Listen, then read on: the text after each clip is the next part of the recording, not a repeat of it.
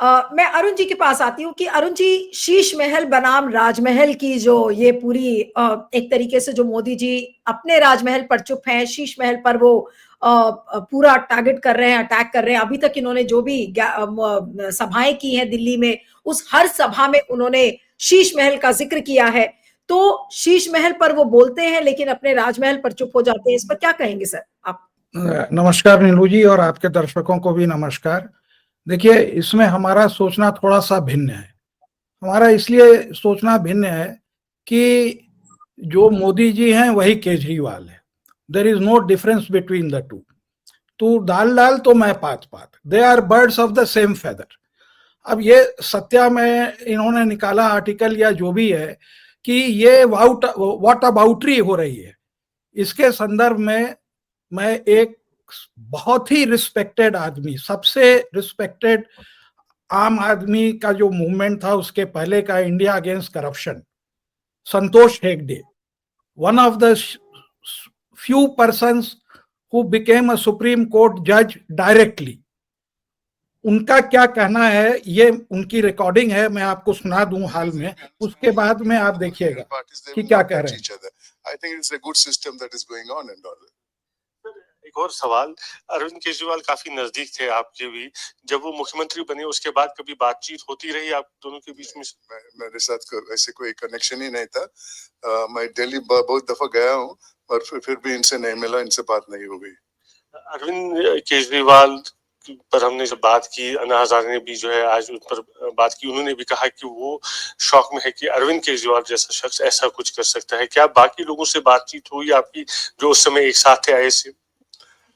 I did talk to some people because I had high hopes in this person, but everybody had the same doubt that he is not what he really pretends to be, the thing and all.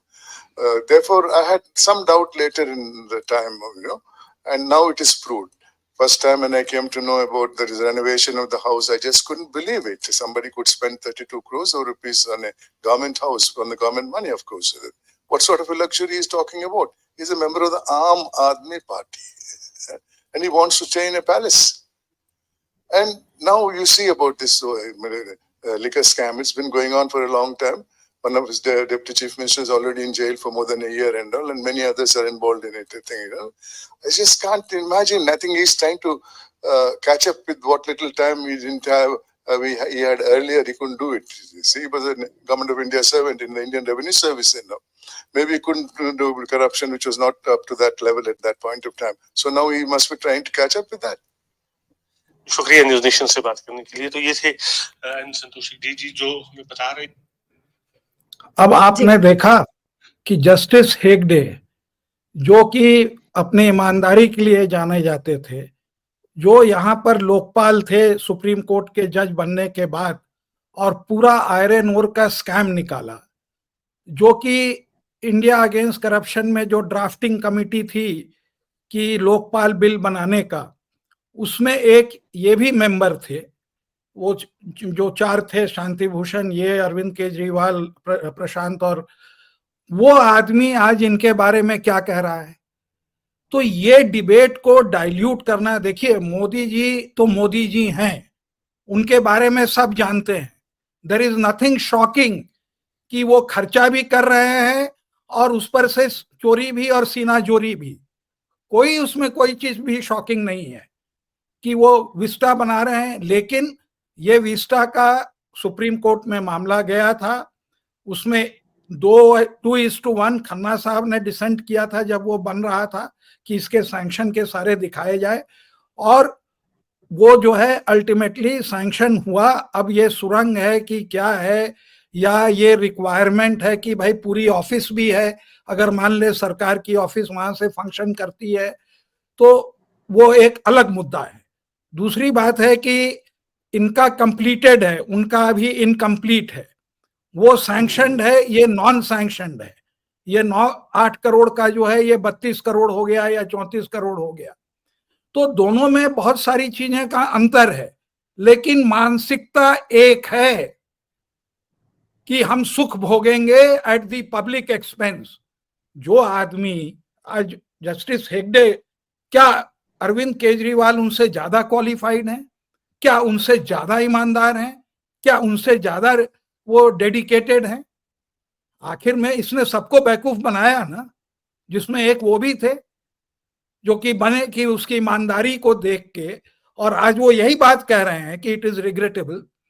ये अन्ना हजारे की बात नहीं है। तो हमारा ये कहना है कि इनको he should be judged alone in the context of today's election. Modi should be judged in his context. हाँ, ये बात से मैं जरूर ये हूं कि मोदी को ये हक नहीं बनता कि ये जो है ये कैटकॉल करे और ये हल्ला करे कि तुमने जो है ये किया, लेकिन तुमने शीश महल बनाया। लेकिन एक बात और सही है कि 8 करोड़ आपने सैंक्शन किया और खर्चा किया 32 करोड़। उसमें भी और सब भी बहुत खर्चे हैं। जो कहते हैं कि 4 फ्लैट और गिरा दिए गए और बनाए गए, तो कांग्रेस के मुताबिक तो ये 140 करोड़ रुपए खर्च किए हैं। तो आज का मुद्दा जो इलेक्शन में ये होना चाहिए कि क्या आम आदमी का केजरीवाल आम आदमी है? क्या ये जहां से चालू किया था कि हम करप्शन को हटाएंगे, जिसके कारण सबको वो कारवां जुड़ता गया, बनता गया और बढ़ता गया, क्या वही केजरीवाल है? ये सवाल उठता है। अगर हम इसको व्हाट अबाउटरी करेंगे, और मोदी जी तो मोदी जी हैं, क्या किसको नहीं मालूम कि 8,000 करोड़ के ये हवाई जहाज से घूमते हैं? किसको नहीं मालूम कि ये सूट बूट की सरकार है? क्या ये कोई नई बात कह रहे हैं? ये तो बहुत पहले कह दी गई कि सूट बूट की सरकार है। अब उसके अंदर में जो लीगल एस्पेक्ट्स हैं, जो ईमानदारी के एस्पेक्ट हैं, वो चालू इससे नहीं हुए थे कि हम सिंप्लिसिटी में बिलीव करते हैं। वो कभी भी सिंप्लिसिटी में नहीं बिलीव करते थे। लेकिन ये सिंप्लिसिटी वाले आदमी थे। ये कहते थे कि हम जो है बहुत सिंपली रहेंगे, हम एक ऑर्डिनरी आवास रखेंगे। शीला दीक्षित को इन्होंने इतना अटैक किया कि 8 एयर कंडीशनर हैं। आप इसकी डुप्लिसिटी तो देखिए। और आज पकड़ा गए तो इनका ये तो चालाक है, अब वो मोदी जी से कंपेयर कर रहे हैं। कोई संदीप दीक्षित वाली बात क्यों नहीं कहता है? वो भी तो यही बात कह रहे थे। इसलिए नहीं कहता है क्योंकि वहां वो सच हो। व्हेन यू लाइक से लाइक कंपेयर करिए, शीला दीक्षित वर्सेस अरविंद केजरीवाल की अय्याशी, उसकी ईमानदारी, इसकी ईमानदारी। आप एक जो स्टेट भी नहीं है, it is less than a state, माने स्टेटहुड दिया हुआ है, एक छोटा सा पॉपुलेशन है, उसको आप कंपेयर कर रहे हैं प्रधानमंत्री के आवास से। आप लाइक से करिए ना, तब आप देखिए। ये बात जो डिबेट हो रही है आज, आप सोचिए कि जस्टिस हेगड़े पर क्या बीतती होगी, जिन्होंने अपना इतना टाइम दिया इस मूवमेंट के ऊपर। एक आदमी ने नहीं दिया, हिंदुस्तान के बहुत लोगों ने अपना समय अरविंद केजरीवाल के पीछे, ये सोच के कि ये जो है करप्शन को इरेडिकेट कर देगा, ये वाकई एंटी करप्शन मूवमेंट है, ये सोच के लोग जुड़े, अपनी नौकरी छोड़ के आए, अच्छे अच्छे पोस्ट पर थे, वकालत को छोड़ के लोग, इनको समय दिया गया कि वाकई करप्शन जो है हिंदुस्तान का स्कर्ज है। और हुआ क्या कि उसको उन्होंने कॉम्प्रोमाइज कर लिया ऑफिस के लिए, कि उनको चीफ मिनिस्टर बनना था, और वो बने भी। और उसके बाद आज करप्शन की ये हालत हो गई कि करप्शन इज नॉन इशू। अब ये होता है कि आपसे मैं कम करप्ट हूं, आप इतने ज्यादा हैं। आज यही डिबेट हो रही है ना पूरे देश में। तो हम लोगों को तो ये लगता है कि सबसे कम और मिनिमम करप्शन तो कांग्रेस के समय था।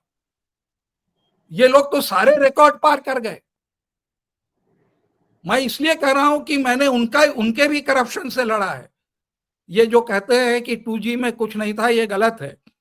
वो पहली मेरी FIR थी, ठीक है, मनमोहन सिंह और कांग्रेस ने नहीं पैसा लिया, लेकिन वो लाइसेंस की ट्रेडिंग हुई, उस बात को छोड़िए, अब बहुत हम आगे बढ़ चुके हैं। वो तो बहुत हल्का करप्शन था, अगर था भी उसमें तो।